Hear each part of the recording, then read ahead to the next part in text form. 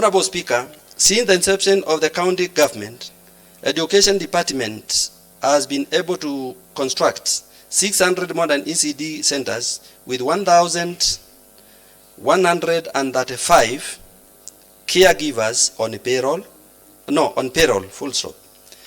This is geared towards achieving child's holistic development in the county and the provision of improved infrastructure and brought out the caregivers on payroll. Full stop. Increased enrollment. This is geared towards achieving child's holistic development in the county and the provision of improved infrastructure and brought out the caregivers on payroll. Full stop. Increased enrollment. This is geared towards of good and attractive learning atmosphere. Then shorten the average distance which the children used to cover before devolution. The Honorable Member is reading a report. Let him finish, please. Let him finish. Let the Honorable Member finish. I think it will be important for him to finish. Then we can raise points of orders. Please. 313, Kericho County Care Facility Act 2016. The Act was enacted to provide for the registration, licensing, and inspection of child care centers in the county. The Act further provides for the functions of the department responsible for the matters relating to education, and among these functions are the responsibilities to regulate and license child care facilities within the county, develop and implement the policy on child care facilities, develop standards for the child care facilities, and receive and investigate complaints on child care facilities.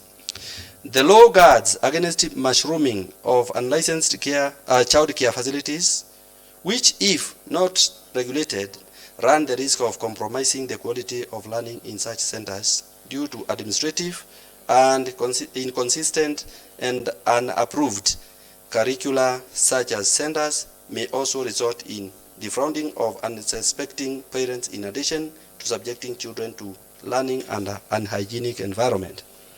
314, Kericho County Bursary Act 2016.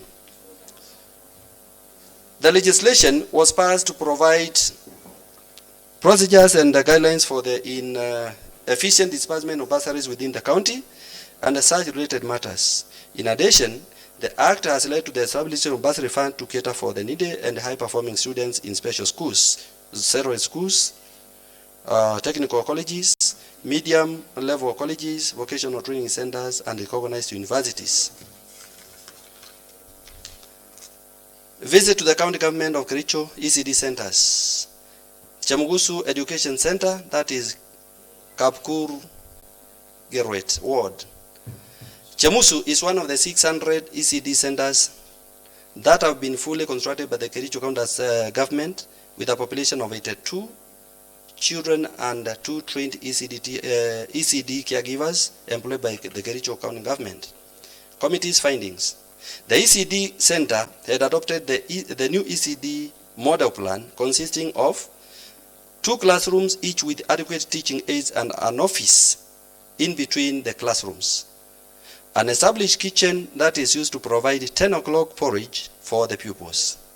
A complete set of outdoor playing equipment. The center has learners' tables and chairs courtesy of the county government. 42. Sebetet ECD Center in Kipchimchim Ward. The center has 3 set of classrooms constructed by the CDF at a cost of Kenya shillings 1.5 million, previously owned by the primary section. The county government has constructed 2 additional new model classrooms at a cost of 750,000 each. The center has a 2-door pit latrine for staff and pupils. The ECD section is distinct from the primary section. The parents are actively involved in the management of the ECD center. 43. Ainamoi ECD Center in Ainamoi Ward. The center has a modern ECD classroom distinct from the primary section. The ECD center has adopted the new ECD model that has 3 sections, that is, main classroom, sleeping bay, and veranda. The new model was constructed by the county government of Kericho at a total cost of Kenya shillings 750,000. However, this amount was not inclusive of the cost of furnishing the classroom. The center has sufficient playground for young learners. The building has a ramp to ease access by those with mobility challenges.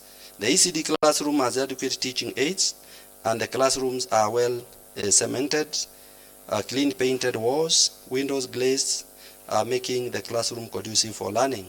5-0. Visit to County Government of Kericho Vocational Training Centers. 5-1. Kipsamogut VTC in Kapsoit Ward. The VCT was funded by the County Government of Kericho and commissioned officially by His Excellency Honorable Paul K. Chepkwony, Governor, Kericho County, on the 14th April 2017. The VTC has been commissioned as a center of excellence that offers the following courses: automotive engineering, building and construction technology, civil engineering, and domestic textile.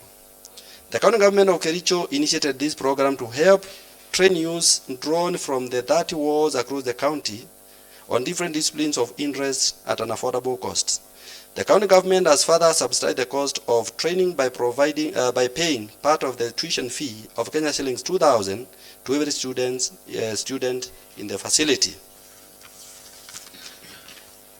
This program has benefited the county government in terms of revenue collection. The committee noted that all Kericho County government vehicles are serviced at the center, hence reducing the maintenance cost. Subsequently, the center is open for the public vehicles which in turn attract revenue collection to the county government. It was noted that the VTC has played a major role in terms of youth employment, hence low rates or vices associated with unemployment. 5-2.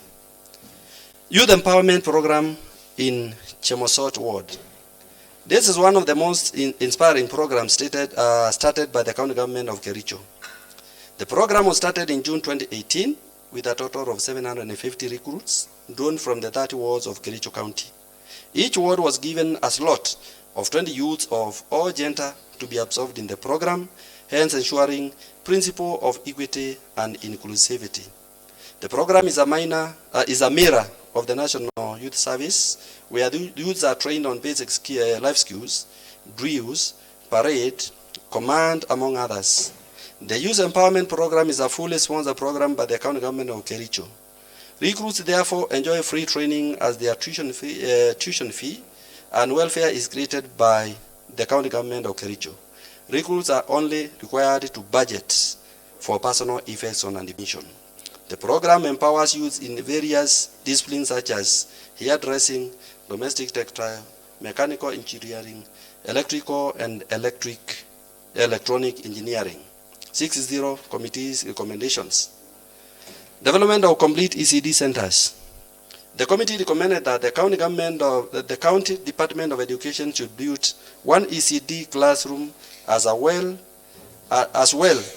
as upgrade the existing ECD classrooms into complete ECD centers with the following facilities included within the establishment: an office, kitchen, toilets, water tanks, playing grounds, and outdoor playing equipment. Department's comprehensive and assessment. The county Department of Education should undertake a comprehensive and assessment by carrying out a baseline survey to assess the current need situation and opportunities within the ECD sector, as well as carry out feasibility study in all wards in order to establish the specific needs it should address. This will lead to the development of a sectoral strategic plan, development of data bank on ECD centers, and enrollment rates for the sector. 6.3. Learning on best practices. Members recommended for development of better policies and legislations to streamline the operationalization of the ECD programs and vocational training centers across the county. 6.4. Learner centers teaching and learning materials. To further improve on the quality of education and learner attainment in ECD centers, the committee recommends for development of learner centers teaching and learning materials. This includes purchase of plastic table, talking classrooms, learning corners, and the lockable cupboards as a shift. Cupboards, a shift from the normal wooden desks. 6.5. Content of curriculum development. The committee recognizes the current existing curriculum for the sector, but there is need for the county Department of Education to develop a comprehensive content and curriculum in order to serve specific needs affecting the sector in the county. 7.0 Committee's conclusion. Early childhood development education, that is ECDE, globally and Kenya in particular, has been recognized as a child's holistic and integrated education that needs cognitive, social, moral, spiritual, emotional, physical, and developmental needs of a child. Article 53B and C of the Constitution of Kenya 2010 stipulates that every child has a right to free and compulsory education, basic nutrition, shelter, and health care, which are fundamental to the child's holistic development. It is important to note that early childhood development education interventions are significant to the socio and economic development of a county, as they provide children aged between 3 years and 5 years with a strong start in life. It is noteworthy that ECDE centers are critical for the long-term progress of the county in terms of laying a solid foundation for education success. Better policies and legislation should be developed to streamline the operationalization of the ECD programs across the county. Lack of proper policy and legislation to guide education department has left most of the vocational training centers as well as the early childhood education centers in deplorable conditions despite the ECD and VTC's programs being a fully developed function of the county government. The Department of Education should advocate for adequate budgetary allocation to enhance proper management of the sector. The sector is not fully under-resourced. The sector is not only under-resourced but also failed to grow at a sufficient rate to cater for the increasing number of young pupils in need of learning. This assembly has a huge responsibility to motivate and expedite development of policy and legislation that will enable efficient management and growth of this important sector.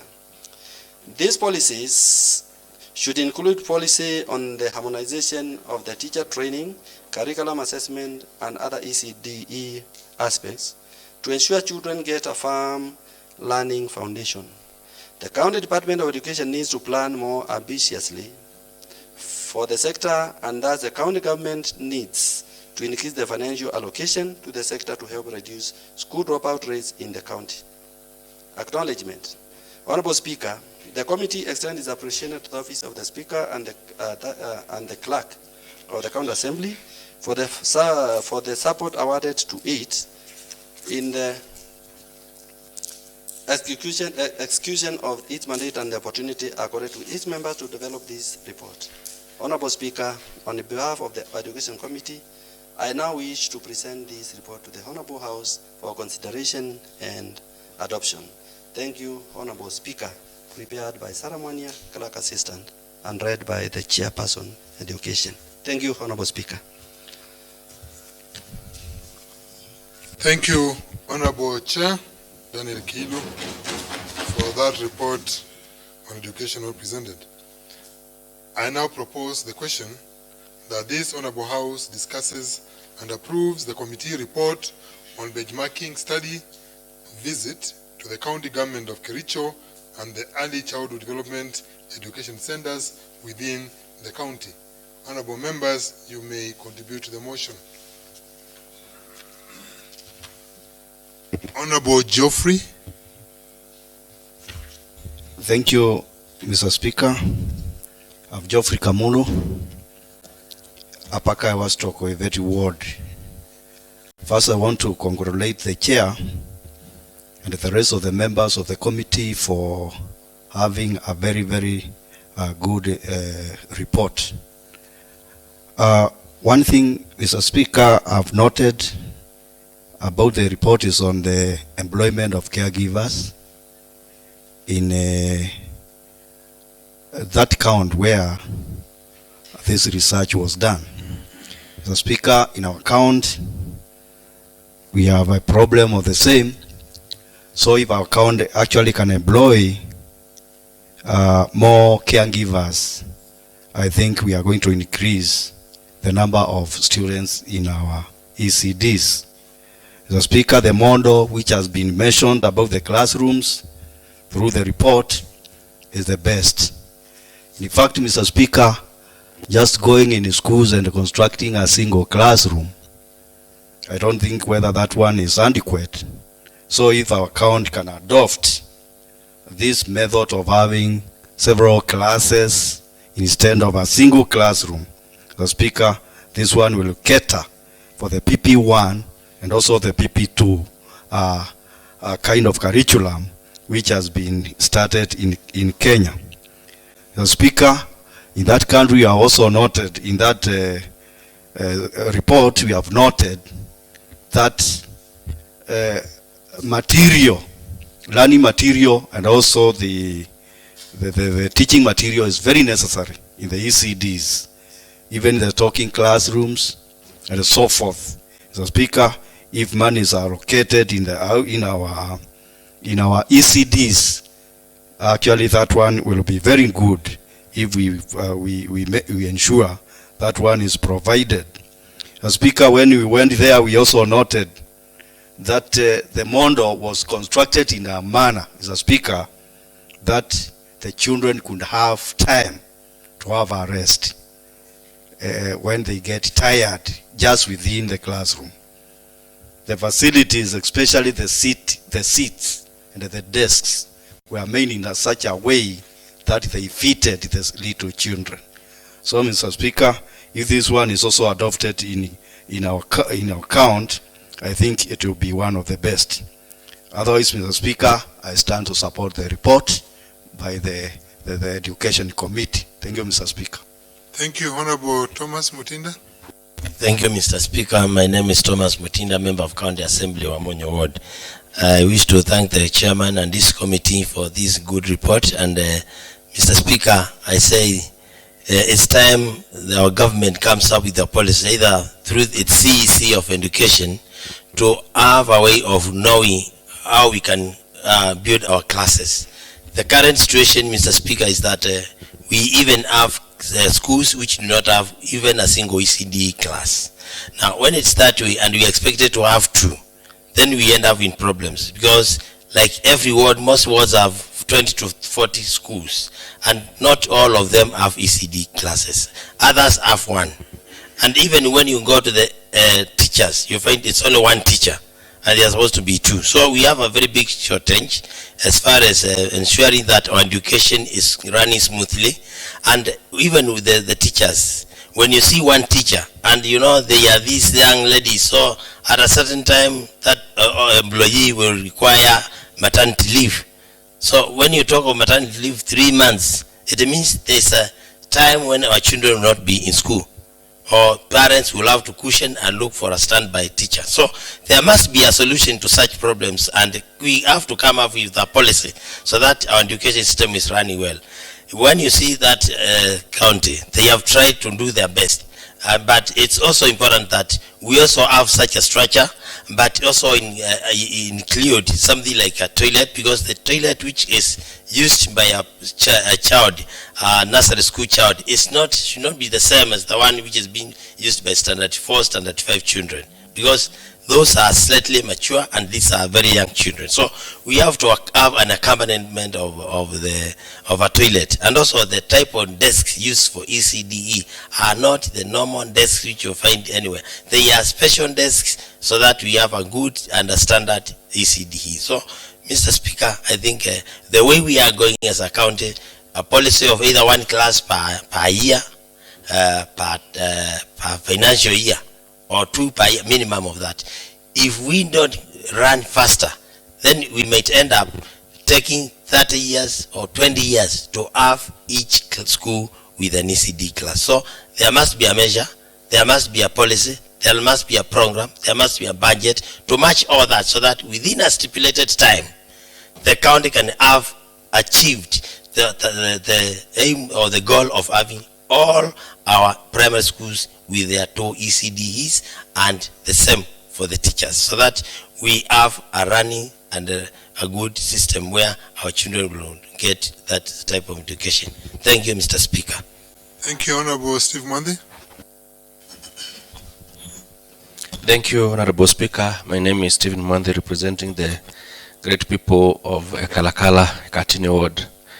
Honorable Speaker, this report is not only comprehensive, but also it's enticing when you hear what that county has been doing to its children. Honorable Speaker, it's true that one of our obligations as a county government is to work on ECDs more than even what we are doing to the secondary school and other institutions. So with such a report, I think it's as if we have been taken to square one, whereby we feel it's as if we have not been doing, in fact, anything when you go through this report. I think it's good, again, for the committee maybe to go back now and meet their respective CECs and CEOs and come up with a good policy, maybe that can emulate this. This should be the spirit for benchmarking. When people benchmark and come with such reports, Honorable Speaker, I think we'll be going far. Only I'll be left with the chairman was to tell me what our talking class is. It's unfortunate if that name is coming from Kericho when we are here and we don't know what that is. Thank you, Honorable Speaker. Thank you, Honorable Cosmas. Thank you, Mr. Speaker. Cosmas Masisi is my name. Matungoli Steward, Mr. Speaker, member to this county assembly. Mr. Speaker, first and foremost, I'd like to appreciate the report by the Education Committee. And Mr. Speaker, at a time I was feeling that Machakos County is one among the fast growing counties. We don't need to benchmark. But Mr. Speaker, I meant to understand we are far in terms of development, Mr. Speaker. Mr. Speaker, I've seen our understanding of our ECD class is different from Kericho. Because ECD class is coming with 2 classrooms, an office, a kitchen, and a toilet, and a water tank, 10,000 meters cubed. Mr. Speaker, I've seen the county has done marvelous because they have already done 165 ECD classes. Mr. Speaker, worth noting difference with our county is that they have a special budget of 10 million shillings per ward. Mr. Speaker, which is meant specifically for ECD progress. Mr. Speaker, I've seen the county is much smaller than ours because they have got 30 wards. If you compare to ours with the 40 wards. And Mr. Speaker, I want to believe what can bring all this difference is for us to budget for this specific, Mr. Speaker, event going forward. I want to believe, Mr. Speaker, in terms of the budget, we still can have some money which can be meant for this. And Mr. Speaker, what has meant some of our ECD classes not to pick up the ones, Mr. Speaker, which we had budgeted in the 10 million shillings. I want to believe, Mr. Speaker, the budget which you had given for a class is too much below, way below, Mr. Speaker, where the contractors feel that they have been shortchanged. My thinking is that, Mr. Speaker, when the classes are being retendered again, maybe we need to look at the budget so that we can also motivate the contractors. Otherwise, Mr. Speaker, feeding program is very key among the children. So, Mr. Speaker, I have not seen any ECD school or class, Mr. Speaker, within my ward where the children are taking food at the school. We need to note, Mr. Speaker, and take which can be of benefit to this county and implement, since, Mr. Speaker, we've got handshake on place. Let us push and do what we can do, Mr. Speaker, within the remaining 2.5 years. Thank you, Mr. Speaker. Thank you, Honorable Justice Ketingu. Thank you, Honorable Speaker. My name is Honorable Justice Kitengo, member for Kiva Ward. Honorable Speaker, I would like to support the report. It's timely. And Honorable Speaker, I must attest that what we need in our ECD or our schools is ECD centers. It's not ECD classes. Because I remember last time we were interrogating Chief Officer, Education Department, we could differentiate between the ECD classes and ECD centers. Because, Honorable Speaker, if we are doing a budget like the previous one, we were doing one class for ₦1 million, and to have a complete ECD center, then we have page 8, whereby development of complete ECD centers, the recommendation of the committee, whereby the center will have the office, the kitchen, toilets, water tanks, playing ground, and outdoor playing equipment for our kids, Honorable Speaker. So, Honorable Speaker, I must attest that if we sit down as a county and try to earn some budget on education, because if we have, like for example in my ward, Honorable Speaker, I have more than, in one location I have more than 50 something schools, right? And Honorable Speaker, if we go by each school, we are doing one ECD class, and then we have PP1, then we have P2, Honorable Speaker. Then doing one, and then we have two classes going on at the same time. Then I've visited like Matungo Primary School, where they have just done a partition over the iron sheets or a piece of cloth, and whereby when one teacher is teaching on one side, you know, they are just trying to confuse each other, Honorable Speaker. So we need to sit down, plan ourselves for the betterness of our kids, and then we can be able to deliver, because, Honorable Speaker, you know, this is the beginning of, it's the beginning of our child education, and education is the key to success, Honorable Speaker. Honorable Speaker, I would like to request this Honorable House, as we support the document, we also try to follow up on our caregivers.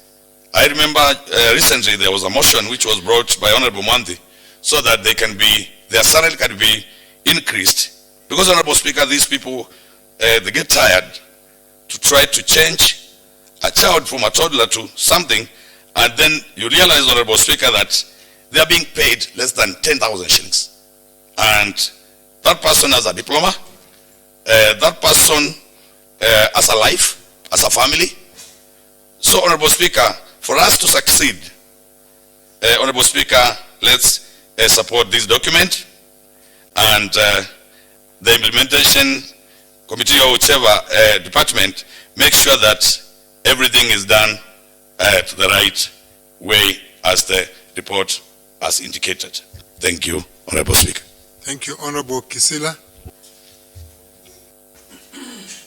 Thank you, Mr. Speaker. My name is Mheshimiwa Kisila from representing the people of Mwala. There is a very popular saying which says, if you don't travel, you think your mother cooks better. This is a report which actually clearly shows that we are very much behind as a county when it comes to ECD. And it is a pity that the committee went for this benchmarking without the CC and the chief officer. Because I think ignorance sometimes can lead people not to know what they're supposed to do. And I think, honestly, I don't think the executive understands the magnitude of what is happening in other wards, in other counties. And this is one of the best reports. Unfortunately, I was trying to raise your eye to catch the number of members who are here.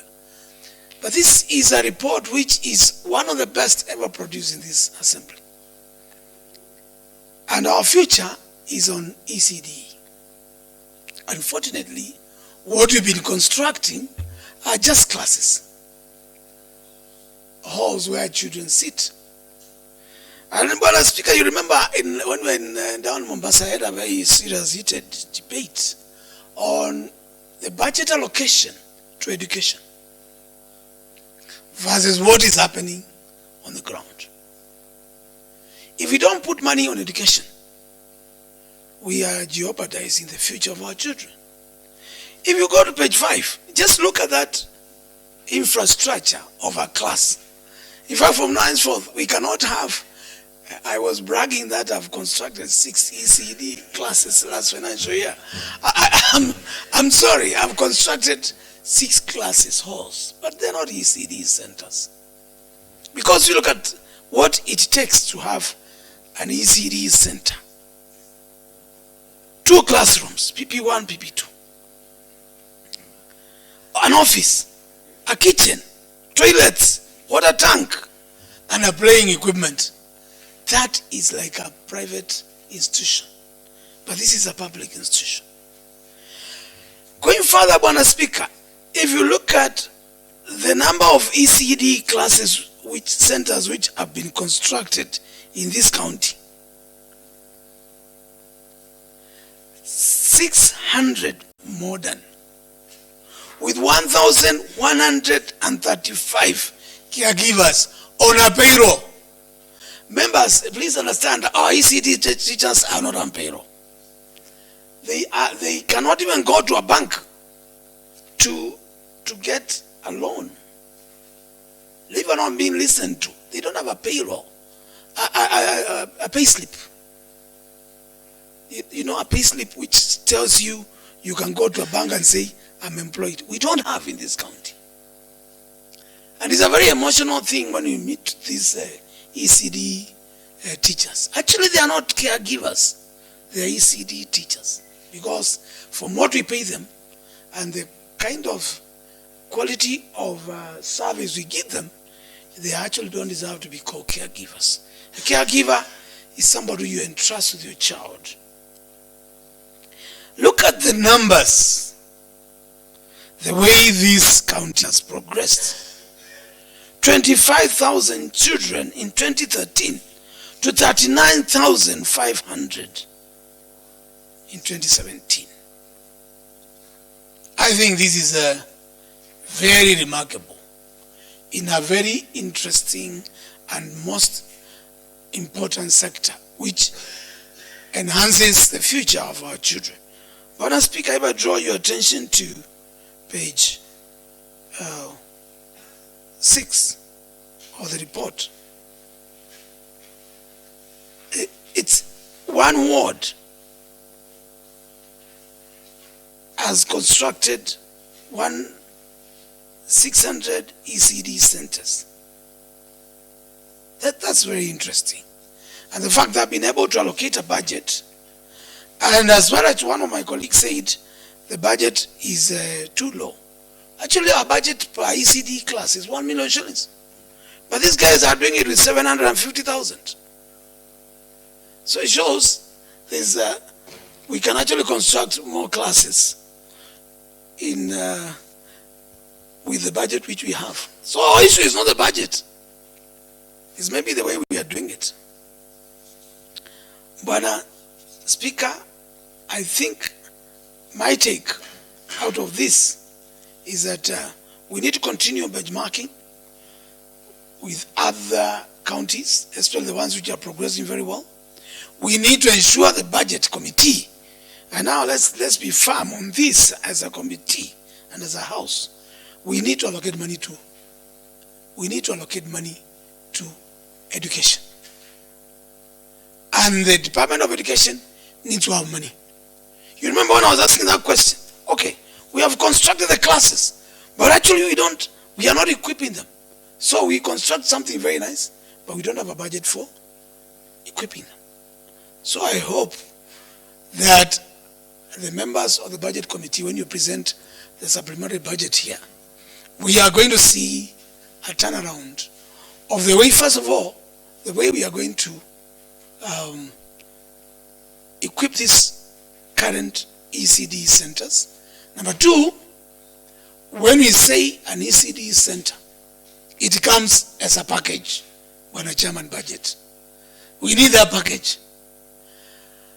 And just listen to what these guys do. 10 million per ward on ECD alone.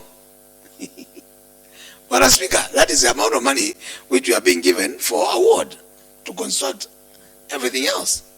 So budget allocation, and I'm very emotional about this topic, because this is the future of our county. That's the amount of money we need to pump in every ward for ECD centers alone. Bwana Chairman education and Bwana Chairman budget. So it means out of 47 wards, we need 470 million shillings for ECD alone. That way, we will be home and dry, and within the next 2 years, we can be able to say without any worry that we are going to have enough ECD centers. At the same time, Bwana Speaker, we would like to see in the supplementary budget line for payment of ECD teachers. We are paying at least a minimum amount. We need to look at how much the rest are being paid. If the rest of the ECD teachers are being paid that good amount, some even are paying 25, others are paying 30. If we are entrusting people with our children, why can't we pay them well?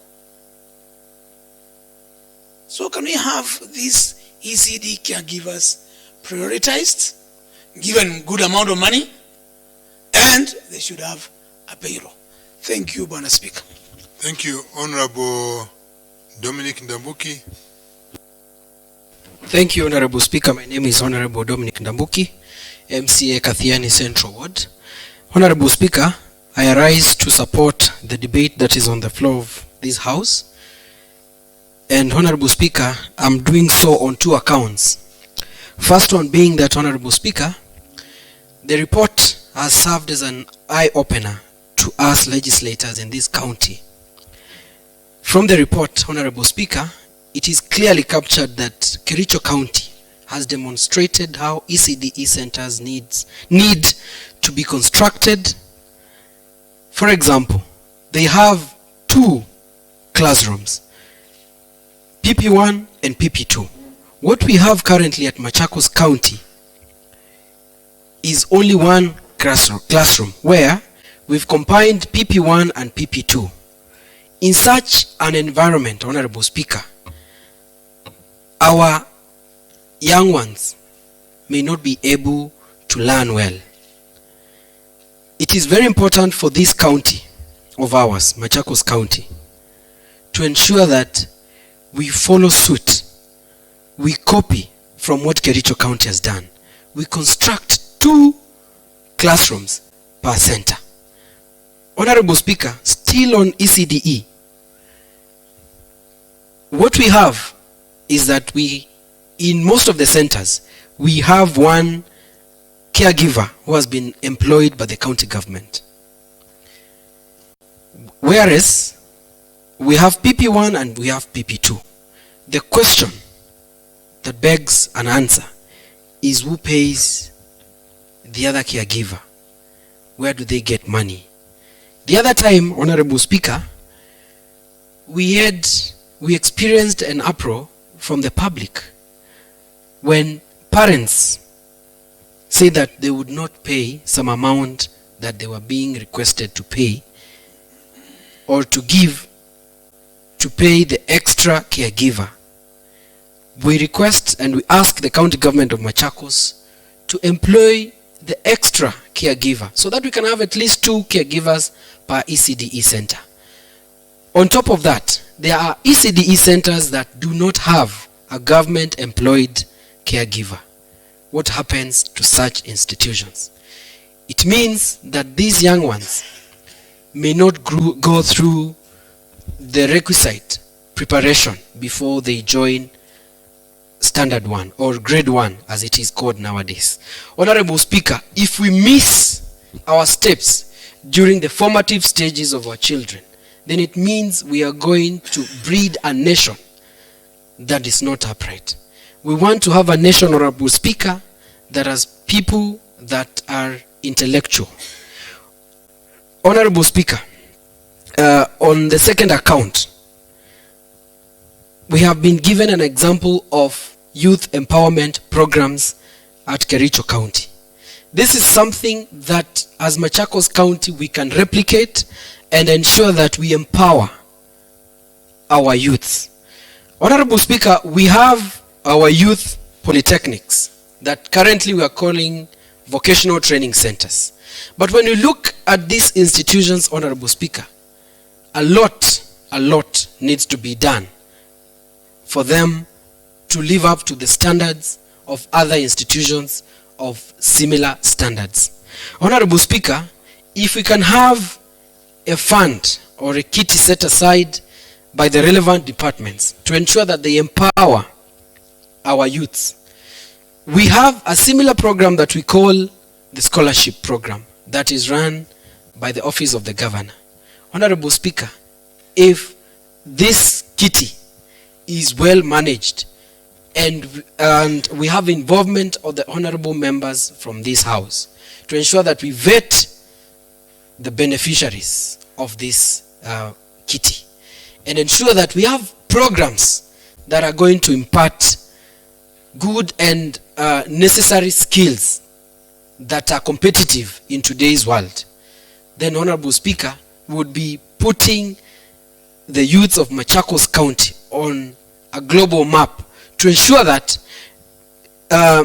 especially during this time when the government of Kenya is looking at the 4 big agendas where we have industrialization and others being funded by the national government, then if our youths get requisite skills, they can be able to find jobs that are there in the market and that are competitive.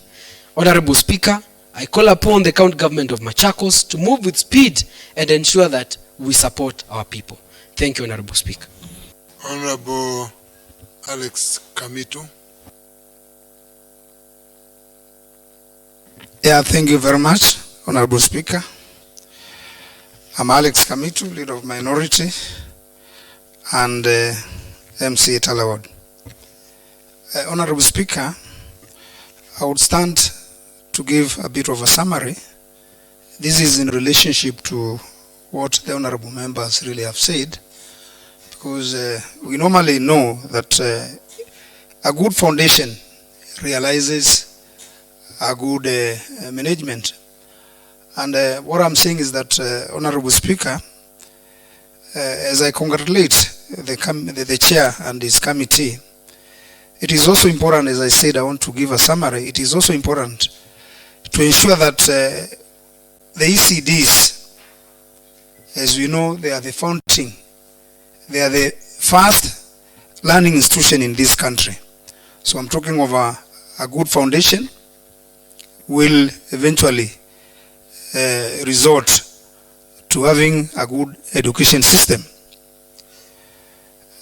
Honorable Speaker, it is also important to note that as legislators, this is the time that any report coming to this house that entails, that gives us a direction to take, we must stand, we make a policy, so that this policy, during our time, and even when our time passes out, those other honorable members will come into this assembly, would have a background, a foundation that a policy was made, good plans were made, because when we make good plans, it means the end results will be documented, and during the implementation part of it, the executive will be able, as a policy from the legislative, from the assembly, the executive who are supposed to implement issues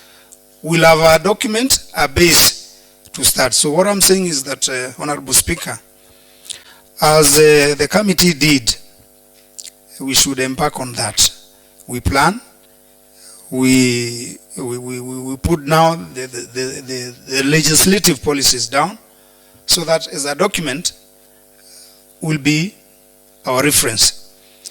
Honorable Speaker, I would also like to add that this was a very good benchmarking, and I would also request the chair, in addition to what we have found from Kericho, I've been to Sweden, Honorable Speaker. If the same committee could make a trip to those countries, Sweden, I'm telling you, when they come here, it will now be an additional report relating to what they have found out in Kericho. And by so doing, we shall leave a legacy as a committee, as an assembly that went, and this is what they brought. Because that will be, ECDs is the basic foundation of the academicians we have in Kenya. I stand to support the committee, I stand to support this report, and I stand to ensure that whatever has been brought down here should be put down in actions. Because in addition to that, they have also given us a report about the ECDs caretakers. If the ECDs caretakers are taken care, if they are motivated outrightly, there's no question, our kids will also be motivated. There will be a learning atmosphere conducive to the kids, hence putting a well done job. Otherwise, I stand to support and say this is the time that we should make a good move, so that this assembly would be seen and they will leave a legacy to talk about. Thank you, Honorable Speaker. Thank you. Honorable Mweni. Thank you, Mr. Speaker. I'm Bendeta Mweni Musyoka, elected by Wiper. Mine is that I support the report, which has shown us the way of which our county is supposed to be doing to the ECDs. Most of our ECDs children use the same toilets with the pupils of the primary schools, which is very bad, and they can become sick anytime. That's very bad. The other thing is that they are building those we are calling the classes. They are not equipped.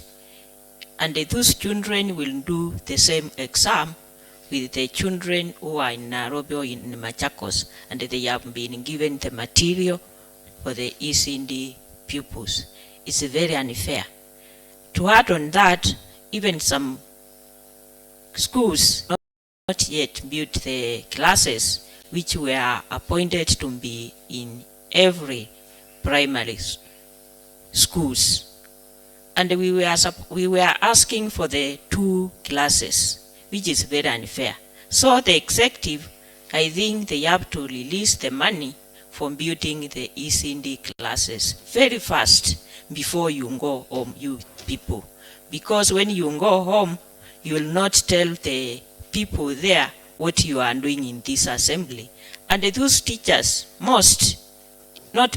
every teacher is not having a pay slip, which is very unfair.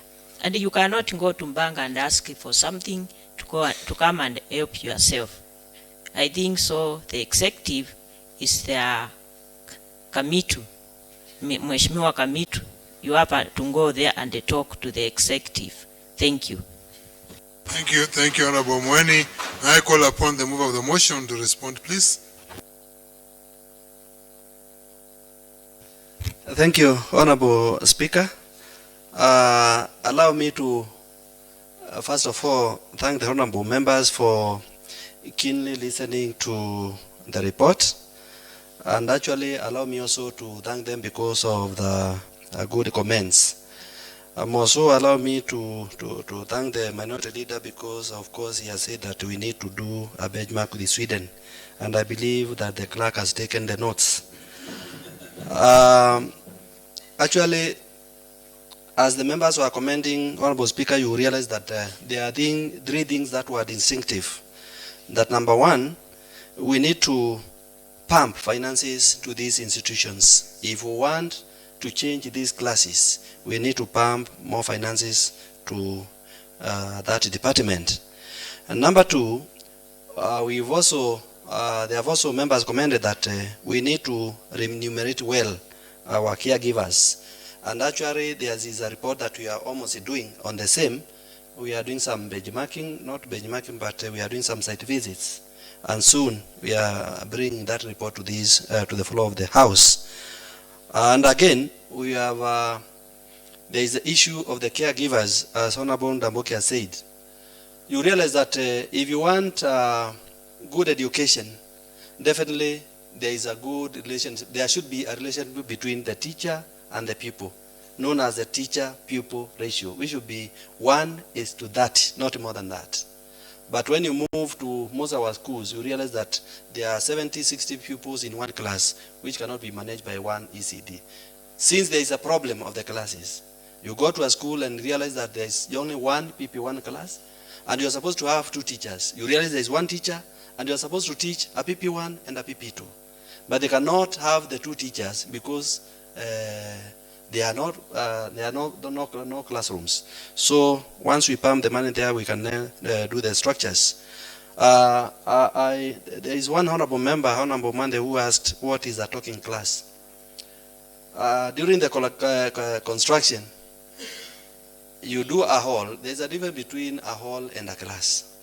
And a class becomes a talking class when you put some teaching aids inside. You get inside, you realize that there is a flower, the flower is there, and then there is a tag written flower. It can talk for itself. If a pupil, a student, and he gets inside, he or she can be able to be reading or revising by herself, himself or herself. A bone, pot, flower, there is a nature corner somewhere. That is what we call a talking class. And it is more evident in Kericho County. Then, again, let me say that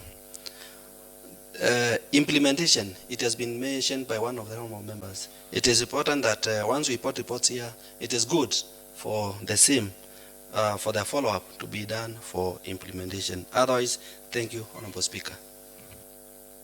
Thank you. Thank you very much. I now put the question that this Honorable House discusses and approves the committee report on benchmarking study, visit to the county government of Kericho and early childhood development education centers within the county. As many as of that opinion say ayes. Ayes. As many as of the contrary opinion say nay. The ayes have it. Honorable members, let me just put one or two words before I close the day. I think honorable members will say the future of any country rests upon